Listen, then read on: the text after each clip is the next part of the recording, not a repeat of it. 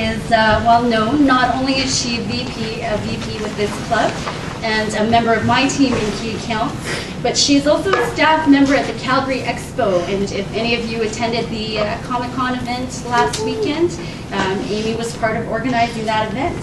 So today her speech is going to be My Dark Muse.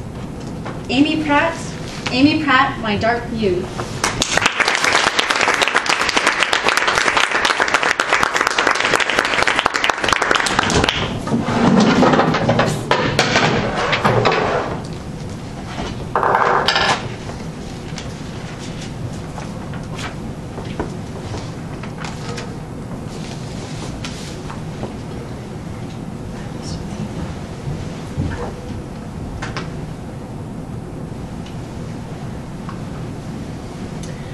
Art is the signature of civilizations, said soprano Beverly Sills.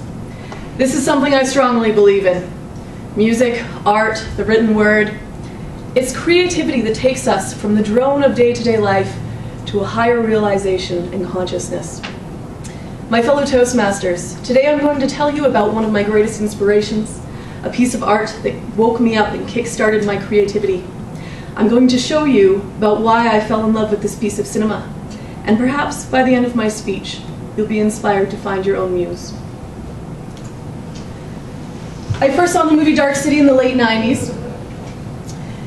It was one of the many films of 1998 that flitted through theaters with barely a whisper. With movies like the Titanic around, audiences in North America had little reason to pay attention to some strange movie starring a British actor that nobody really cared about. In fact, only Roger Ebert's glowing review made this film noir-styled mystery stand out. When I first saw Dark City, I was delighted. It was also one of my first introductions to an actor that I greatly admire, Kiefer Sutherland. But I was young, and so the glam of Hollywood distracted me, and it took 10 years for Dark City to really make an impact on my life. At the time, I was suffering from one of the worst creative blocks, where everything I tried to write seemed tired and trite. I'd even given up on sewing in favor of mind-numbing TV sitcoms. But then I found the director's cut of Dark City on Blu-ray, and I thought, ooh, Blu-ray, I'll watch this movie again. Immediately, I was enthralled, and also a little angry. Why hadn't this movie done better in theaters? The cast was impressive, the cinematography was exquisite, and the plot was captivating. The main character of Dark City, The main character of Dark City is actually an incredibly accomplished British actor named Rufus Sewell. He's known in North America for playing villains in movies like The Illusionist, Mask of Zorro, and A Knight's Tale, but worldwide he's starred in over 47 shows. The female lead is Oscar-winning actress Jennifer Connelly. If you don't remember her from Labyrinth, think A Beautiful Mind. Oscar winner William Hurt, who's been in pretty much every good movie ever made, as well as cult favorites Melissa George and Richard O'Brien, aka Riff Raff from the Rocky Horror Picture Show, round out the cast. Finally, is my personal favorite, the acclaimed Canadian actor Kiefer Sutherland. He gets his own slide. Most of you are familiar with Kiefer Sutherland as either the action hero Jack Bauer from the hit TV series 24, or the original bad boy vampire from the Lost Boys. And through most of his career, Sutherland has been typecast in those two kinds of roles. Dark City, in my opinion, is the best performance of his career. Dark City transformed Sutherland from the big, tough action hero to a tiny, timid rabbit of a psychiatrist. His crippled form hides a brilliant intellect and mysterious motivations that don't become clear until the film's close. Dark City is the brainchild of writer-director Alex Proyas, best known for his work on The Crow.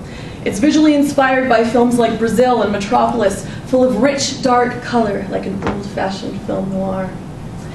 The acclaimed film critic Roger Ebert has held week-long seminars dedicated solely to dissecting the cinematography of this movie scene by scene.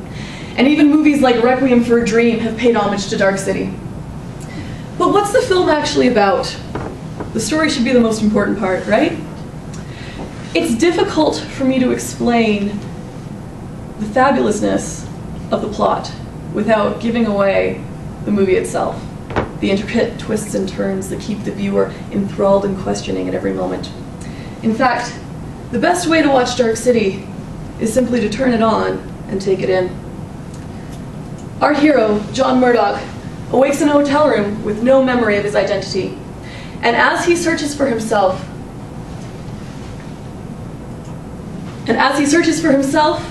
we, the audience, begin to understand the dark and sinister state of his world along with him. The mystery begins with a phone call, a warning, a dead woman on the floor. It continues with Murdoch searching through a city where it's always night, where a mysterious cult of pale-faced men pursue him, and where everyone he meets is a stranger to him. And throughout the movie is the question, what makes us unique? What in our memory creates the individual consciousness of the human soul? The pieces of the puzzle finally come together when Murdoch breaks through the mystery in one of the best twist reveals in film.